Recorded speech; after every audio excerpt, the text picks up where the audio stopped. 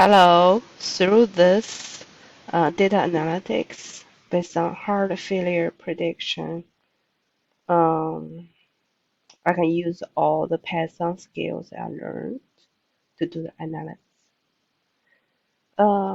First of all, I learned different packages and libraries in Python um, for data uploading, pre-processing, um, and the rescale. So I learned how to upload the data, then get the information about the data, um, to check the missing values, uh, and also I can have a different plot to help me understand the correlationship and the scatter plot between the feature and target and the features itself. Then I'm able to rescale the data, uh, apply to different models.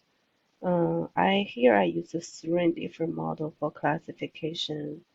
Mm, so based on these three models, I can get a prediction. Then, uh, based on the performance, I can know how well the model works. Then I use a new dataset to test my model and get the prediction I'm looking for, which I can apply in the real life. That's what I learned.